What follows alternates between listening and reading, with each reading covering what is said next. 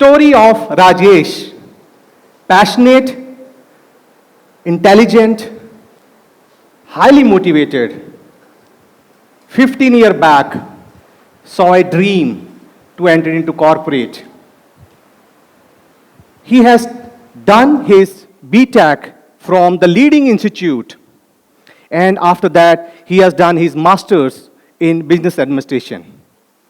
Joined a company which is one of the biggest MNC in the software, and he was doing a fantastic job. Clients were happy, manager was happy, and even peers were happy. Then what happens? Then 2023, there is something happens. The launch of generative AI. Launch of generative AI hit his life and created a big impact because the client's expectation increases.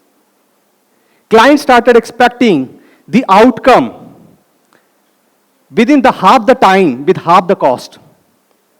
On one side, the client expectations, another side, hearing the rumor of job cuts, and all the headline says that generative AI will replace his jobs. Now, in the night, one of the night, he was standing in front of the mirror and he was talking to himself. Am I going to get impacted with this generative AI? How am I going to struggle and fulfill the need of my family? I think this is the question of many of us. So, guys, if we are scared of AI, AI can do many things. If I look at Rajesh's story, he's scared of AI because he was not prepared. But when we look at AI can do many things, but AI cannot do few things. AI can learn from the historical data. AI can build algorithm and create a big difference. But the challenge is AI cannot imagine. So AI can also create a big difference when it comes to the life of individual. When it comes to entertainment industry, when it comes to pharmaceutical industry, everywhere it has created an impact. But friends, it has also impacted many other things. Job displacement, creativity decline, because everybody started using the same algorithm. And there is a repetition. The creativity kills. Then there is a critical thinking erosion. People are not thinking about the future. They are only thinking about the present. And emotional disconnect has created a big impact. So, one side we see what AI can do, another side we can say what AI cannot do.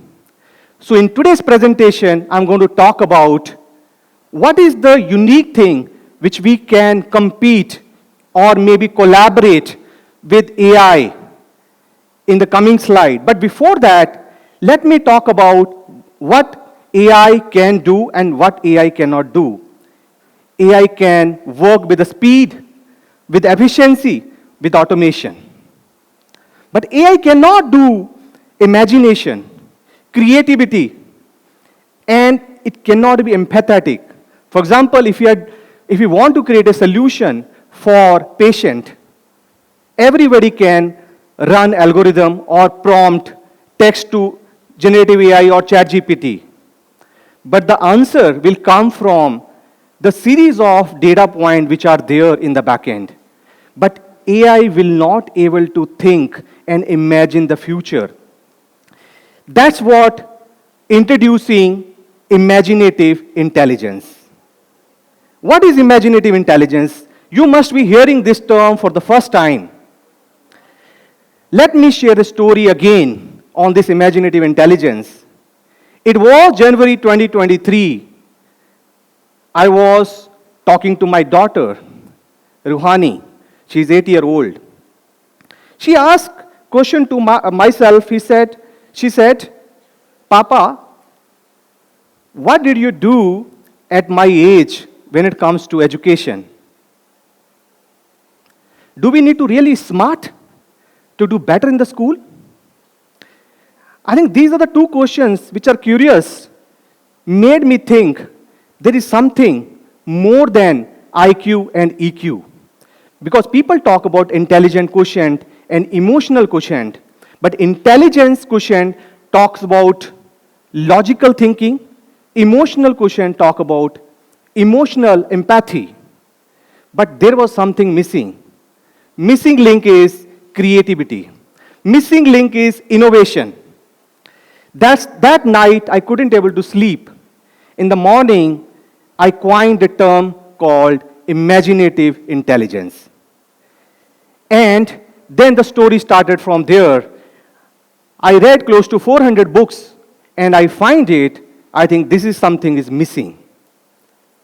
So, while going through neuroscience, I find the imaginative intelligence, if we want to generate or we want to activate, there are 4 important components in the brain. Brain is a complex setup, very hard to understand, but still neuroscience is quite advanced, and they understood through functional MRI and EEG.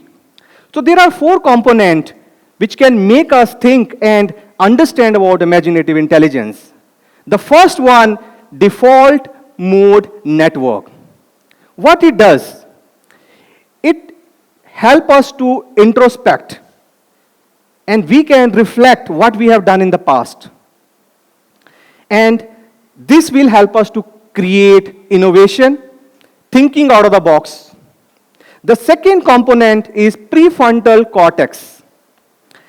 This governs decision making and planning and enhance creativity and strategic thinking. The third pillar or third component is mirror neurons is observation. When you talk to someone and observe, that's where empathy comes in play. The fourth one is neuroplasticity. Get out of the comfort zone and rewiring, underpin lifelong learning and adaptation. I think these 4 components are important for us to activate imaginative intelligence. Now, why activating IMQ matter? Why do we need IMQ? Because if we want to stay competitive in the world of AI, we need to understand IMQ and implement IMQ. There are, of course, various use cases around IMQ. But the most important thing we have to understand is when it gets activated. We can look at the IMQ get activated when your prefrontal cortex and default mode network and neuroplasticity and mirror neurons all talk to each other. And that's where your imaginative intelligence you can maximize. Now, why activating IMQ matters? Break free from repetition, because we keep on talking to AI. Repetition will happen, no creativity. Compete in the age of AI. It is extremely important because down the line, after a few years, everybody will start giving same prompt. So it is extremely important as a human, we have to reflect our imagination and talk to AI. And tackling the global challenges where IMQ empowers collaboration with AI to design human-centric strategies. So, you must be wondering, what are the technique? If I am a software engineer, or I am a pharmacist, or I'm a student, how do I activate imaginative intelligence? So there are various techniques which I designed, and I learned it from the 400 books which I have gone through. So these are the 5 techniques. One is memory and creativity integration. So our mind and brain is quite complex. Whatever we think and whatever we do in the past, it keep on storing. So once we integrate memory and creativity both, that's where magic happens. The second pillar is emotional insight development. We have to get into mindfulness exercise. We have to get into the kind of letting our mind not doing anything. Sometimes it is extremely, extremely important. That's where you learn these techniques. Neural stimulation, it helps us to create the network in the brain to activate imaginative intelligence. And the neuroplasticity training, get out of the comfort zone and try to do newer things. And of course, this default mode network is important, but I want to also highlight, in case of IQ and EQ, this is least activated, but in case of imaginative intelligence, it's most activated. So the question is, how can I compete in the age of AI? AI is a blank slate. You must be hearing a lot around prompt engineering. It's the highest paid job today. But without imaginative intelligence, you will not able to craft good prompt. So AI generate response based on what we input. So if we think from the imaginative intelligence, the output can be much better. And the third pillar I'm talking about on imaginative intelligence, which will create impact, is competitive advantage. Because our past experience, when we bring it and then talk to AI, that's where magic happens. Now, this is the framework for effective implementation of AI conversation. We need to understand the language of AI. Now, we know that any language needs vocabulary or it needs grammar. We need to understand that. For example, we want to create a campaign in marketing for the brand promotion. By just simply typing that, give me the campaign around so-and-so brand, probably it will be not giving you something which you wanted. Rather, focus on this framework, understand the problem first of the brand. For example, you want to target certain audience, understand the problem of those. Then coming to infuse creativity, where you want to see the competition, how the competition is doing, how I am doing, where are the gaps, and then infuse the creativity with AI. The third pillar is collaborate iteratively. So the advantage of AI is it can give you many answers. You prompt and you get a lot of options. But when you combine imaginative intelligence with those iteration, that's where the outcome can be much better. The fourth one is expand with IMQ. More and more you bring your imagination, better outcome you will be able to create. And the ultimate call to action is your superpower. Imagination is your edge in AI.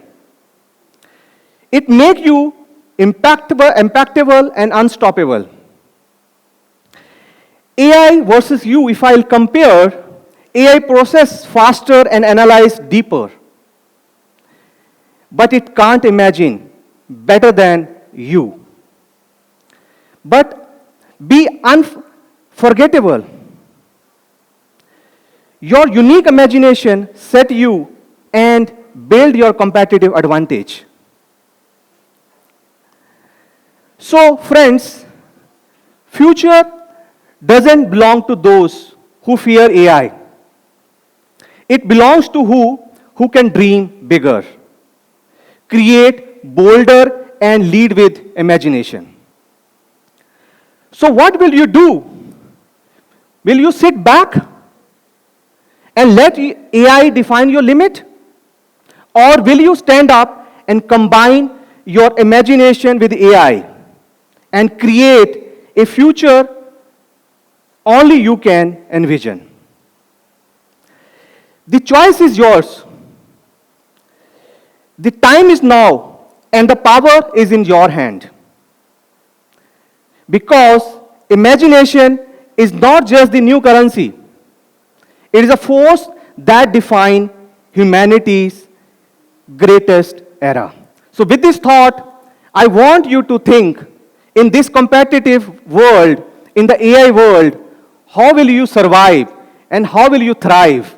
Rather than competing with AI, bring your imaginative thinking, your imaginative intelligence, collaborate with AI. That's where you can do magic. Thank you.